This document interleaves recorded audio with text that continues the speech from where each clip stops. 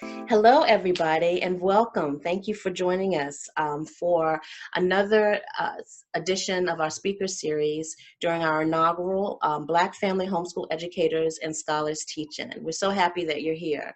My next guest, my name is Dr. Khadijah Ali-Coleman, and my next guest is one of the trailblazers of Black family homeschooling. I'm going to have him introduce himself and tell us a little bit about himself, because I feel that there's no words that I have that can really contain all that he has done for the Black homeschooling community. In fact, at least two people that I've already spoken with as speakers have mentioned him and his work and how it has impacted the work that many parents turn to and use within their curriculum, checking out his video blogs or any of the information, the wealth of information that he shares with us within the community. So I'll zip it, allow him to introduce himself and tell us who he is before he answers one of our pivotal questions for this teach-in.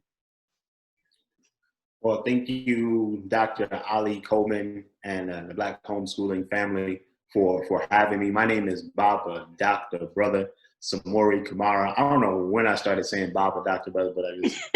I like it. But we started Kamali Academy in 2009 while I was still a grad student, finishing up my PhD at the University of Texas in Austin. But we started in New Orleans as I was, just came back home to New Orleans to write my dissertation.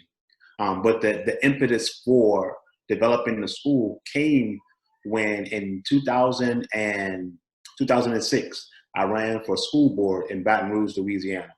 And running for school board, I went all around, certain parts of Baton Rouge to talk to families and students about some of the concerns I had with the school system and some of the concerns they had and demands that they had in terms of changing the school system to something better for our children. And I happened to go up on a porch of one lady and I said, can I talk to her about education and about the schools and about, my run for school board? He said, yeah, babe, come on up here. You can come talk to me. So I went up there and I talked to her for about 2 hours. And I was just breaking it down about how we needed more Black educators in front of our children, how we needed to, stop depending on the standardized tests so much and get an African-centered or just some more Black history within the school system and whatnot. And she said, baby, after that conversation, she said, baby, everything that you're saying is right. And I love what you're doing. I'm not going to vote for you because I don't vote. But let me tell you this.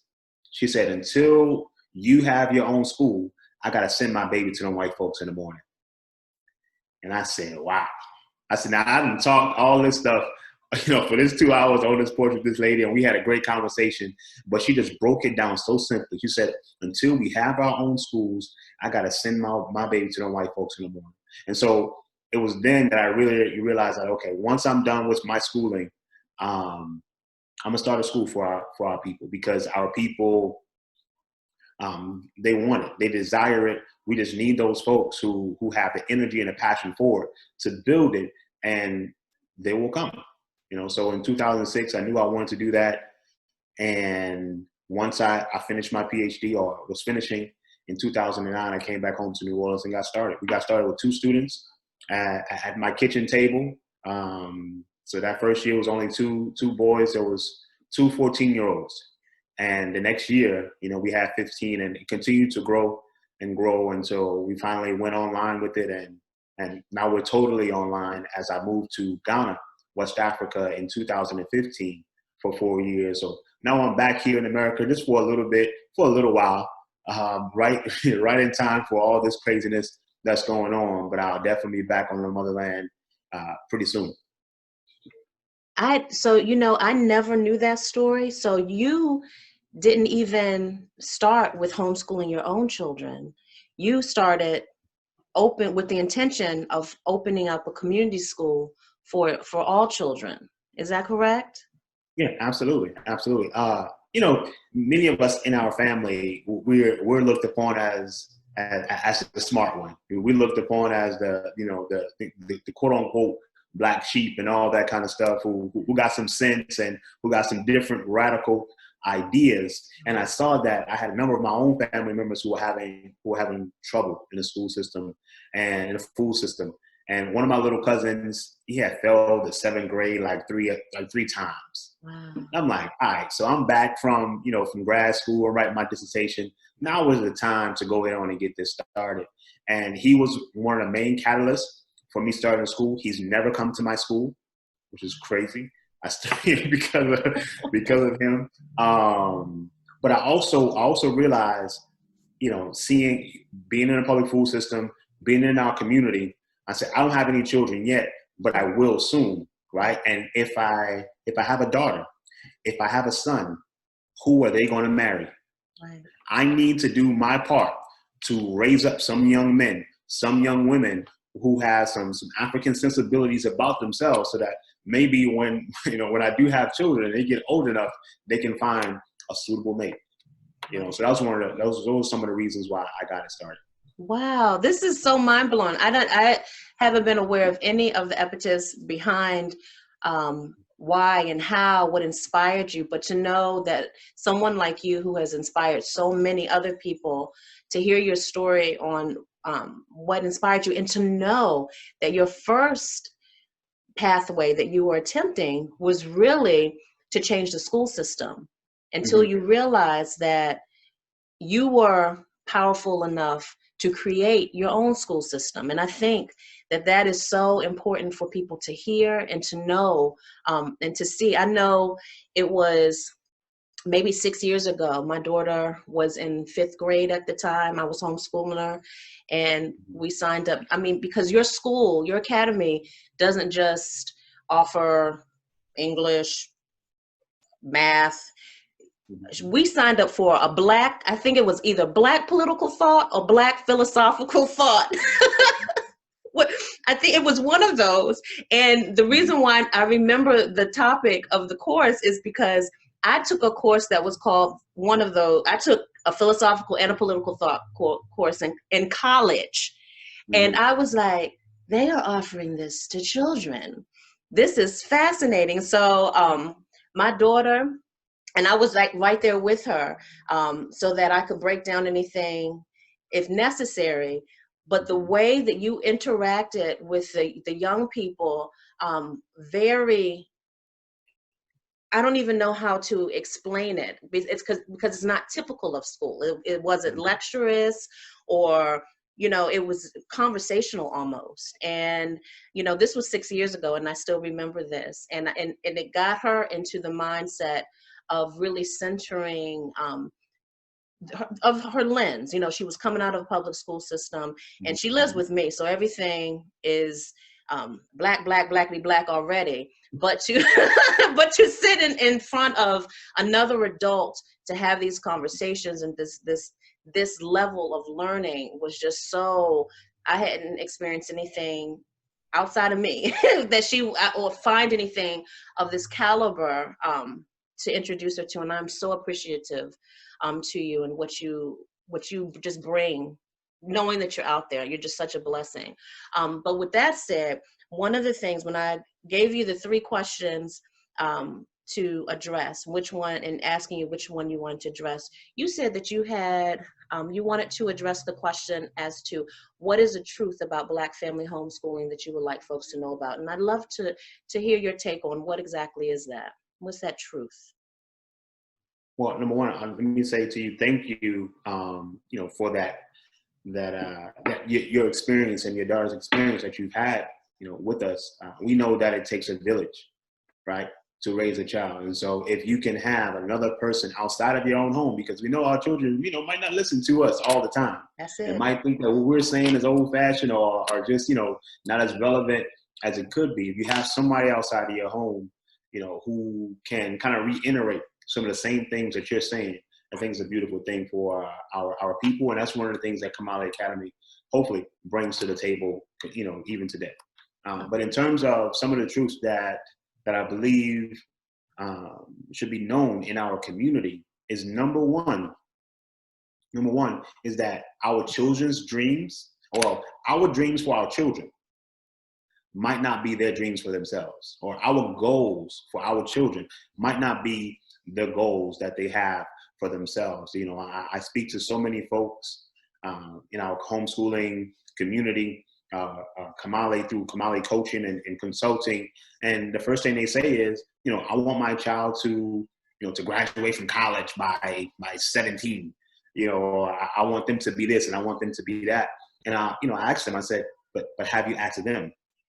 You know, like, do you know what they want to do, you know, with their life? And the beauty of homeschooling is that we can take whatever their passion is, whatever their purpose is, and kind of tailor any kind of curriculum or school day or homeschooling journey to go along with that particular passion. And I think our children, you know, should hear that from us. They should be supported by us and not just have, you know, our dreams as their goals.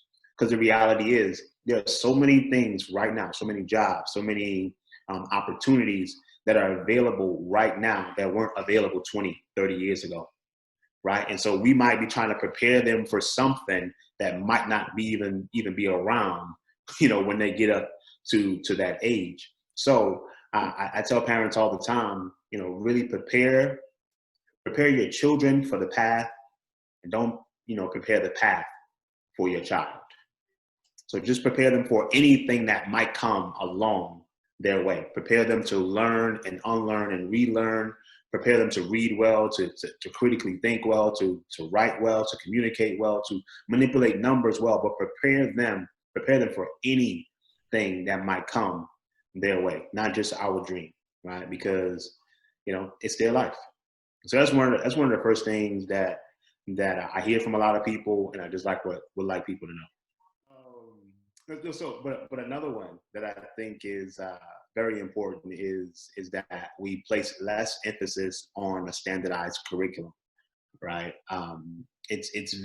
So many parents I talk to always say, I just don't want them to be behind. I just want to make sure I'm getting everything. What is everything? Who are they behind? Our children are on their own growing path. They're on their own level. They're on their own journey. Every seed does not, you know, grow at the same rate, right? And so in terms of, you know, placing less emphasis on a standardized curriculum, my question to many parents is, how much do you remember of that standardized curriculum, right? So how much, you know, are you at this moment smarter than a fifth grader? Right. And if you are not, and if you don't remember much of the stuff that you quote unquote learned in school, you have to ask the question why. Right. And so why don't you remember that stuff? One of the reasons is because you don't use it. Another reason is that maybe it's just not as relevant as we would like it to be. You know, sure, we want to expose our children to different things and different ideas. But a lot of that standardized curriculum stuff is not usable. You know what I'm saying? Like, if we need that particular information, we can get that information from Google. We can, you know, do a quick search to find certain things. So if we don't remember a lot of the stuff, if we remember mostly the social aspects of school, because, you know, when we were there, then why would we put our children and push them so hard to learn irrelevant information, right? Again, our children should learn how to read well, should learn how to write well, to learn how to, you know, to speak well, to manipulate numbers, to understand who they are.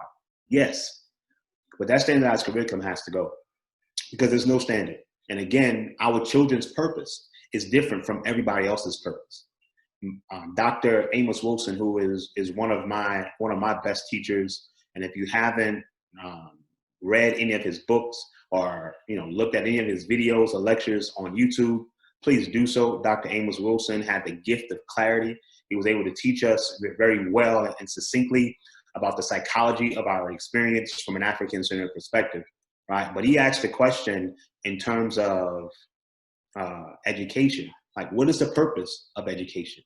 And he said that the purpose of education for Black children is to secure the survival of our people, right? And if you look at our education and other people's education, say European education teaches their children how to be conservators, right? To conserve their power in this world.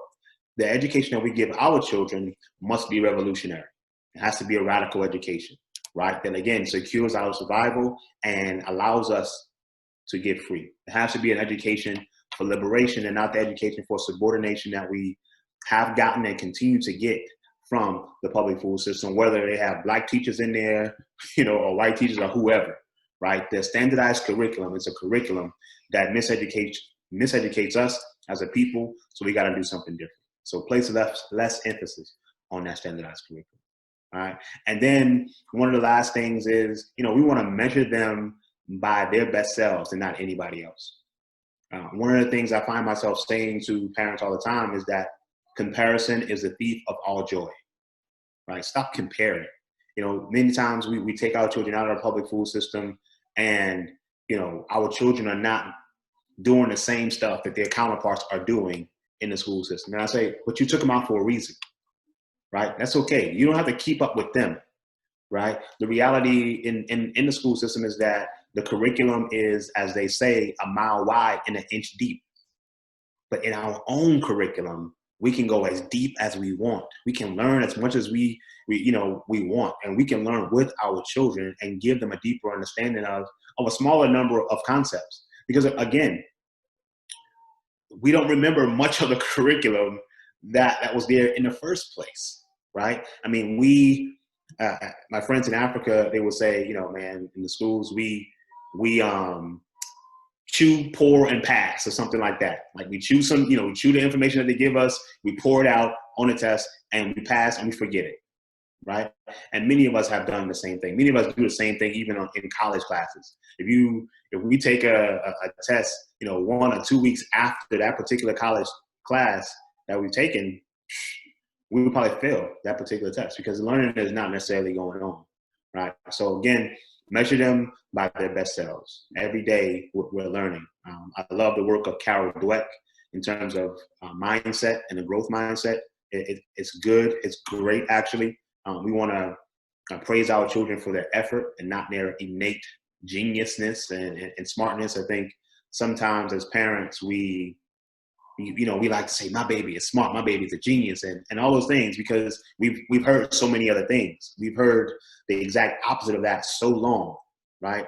But I tell parents, praise them for their effort, because they are going to want to look like a genius. They're going to want to look like they're really, really smart in your eyes. But there's going to be some things that's going to be a struggle.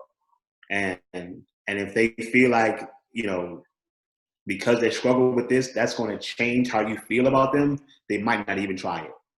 Right? And we want our children to explore. We want them to continue to grow at whatever they deem, appropriate to go in and to get better at the things that they love.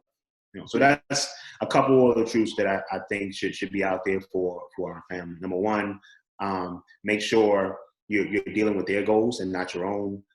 Place less emphasis on that standardized curriculum, and measure them by their best selves, their personal best, and help them get better from there, and not compare them, to other people. Wonderful, wonderful, wonderful. Thank you so much for sharing that information with us. I am, again, so pleased and honored to have the privilege of speaking with you today. If there is anything, do you have any links in particular that you would like for folks to visit? First and foremost, we're going to have your bio and contact information, of course, on the website. But right now, where would the first stop be that you would want people to visit? KamaliAcademy.com or KamaliAcademyStore.com. You can find all of our resources there that we have been creating since 2013 is when we first started to really, really create our own resources and whatnot. But of course, our curriculum and coaching and all that is on KamaliAcademy.com. All right. Thank you so much. And for those who have stopped by today to check out this speaker within our speaker series for our inaugural teach-in, please feel free to comment or to contribute to our breakout sessions that will take place on Friday, July 24th. Again, our teach-in is from July 20th to July 24th. From July 20th to July 23rd, we'll be sharing resources such as this talk that you just heard, in addition to research and other things that we deem valuable to contribute to the conversation that we'll have on Friday, July 24th during our virtual breakout sessions. If you have any questions, feel free to email us at homeschoolingbook@gmail.com. Thanks again for checking us out.